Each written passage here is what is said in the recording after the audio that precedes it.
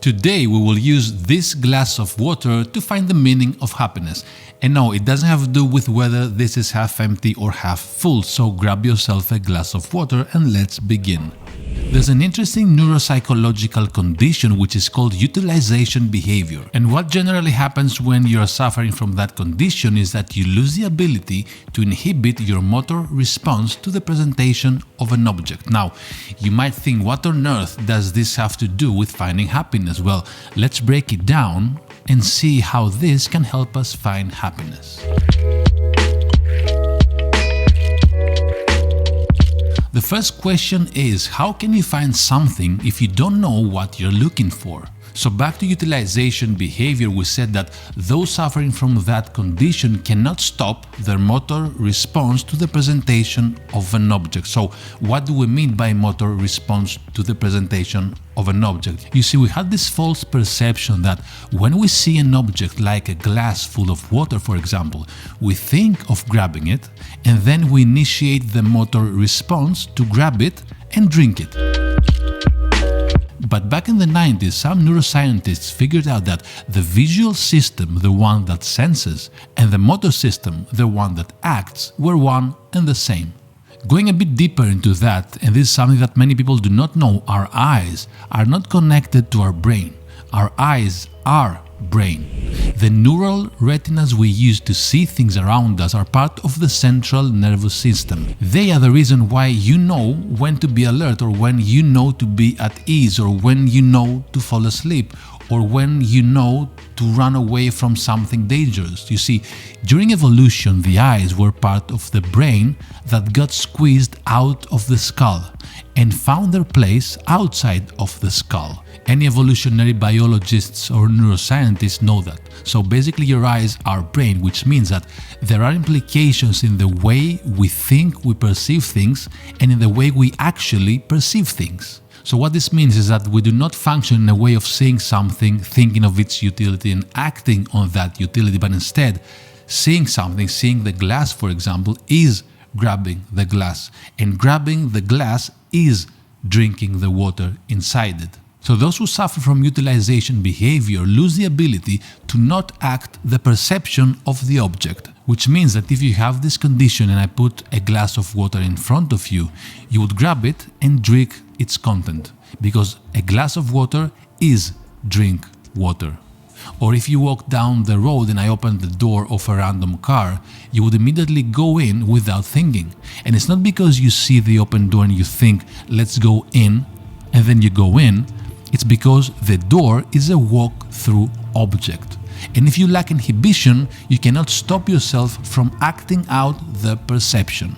In other words, you would act on the perceived meaning of the object without thinking about it.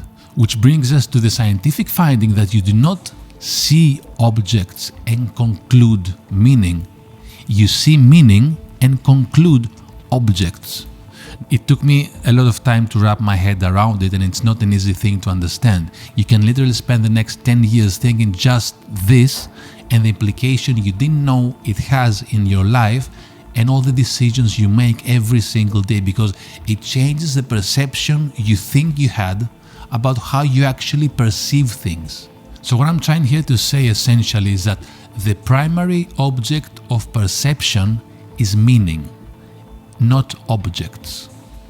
So then the question is not how do I find happiness, but what is the meaning that gives birth to the object of happiness? And happiness is such an elusive concept. The more you chase it, the more you cannot have it, because you see, there's a multiplicity of potential valid interpretations of what happiness is for each and every one of us. Just scroll through social media and you see so many different concepts of happiness. The sad truth is that most of them will influence your definition of the meaning you assign to happiness. This is where I thought initially to end the video, but now we have touched the issue of the dictatorship of happiness. The dictatorship of happiness starts with this question: are you happy? Are you really happy? Why are you not happier?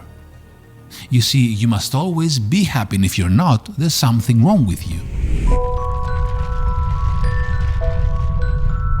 Traveling back in time, back in ancient Babylon, Egypt, Greece, India, even the Bible, happiness was something that was waiting for you in the afterlife.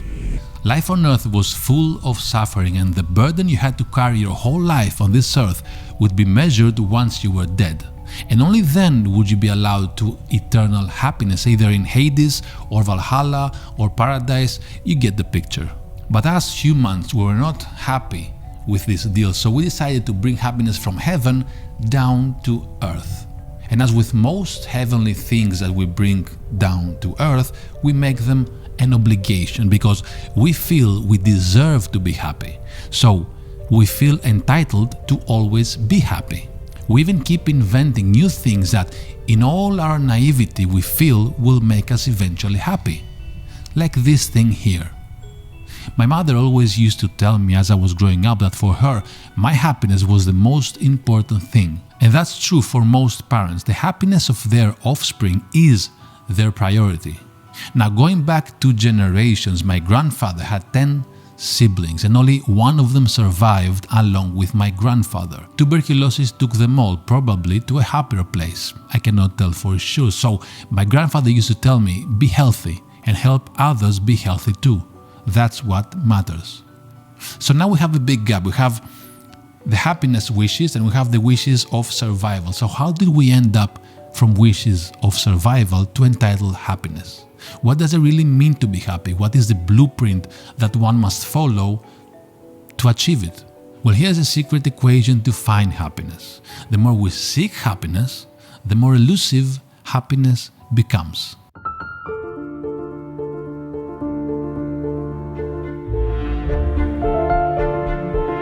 We humans are capable of a very wide spectrum of emotions, and to live life to the fullest we need to be open in experiencing all those emotions.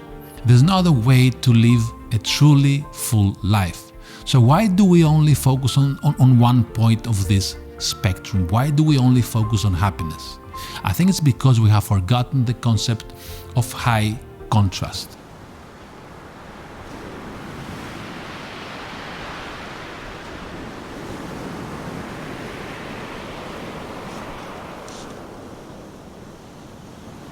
In other words, how can I appreciate the moment of stillness on a beach if I haven't been struggling in front of my computer doing my job? In other words, suffering is a necessity because those uncomfortable feelings are the ones that will help us accept the responsibility of life, the responsibility we have towards ourselves and towards others. Happiness comes as an outcome of the process of accepting the responsibility of life.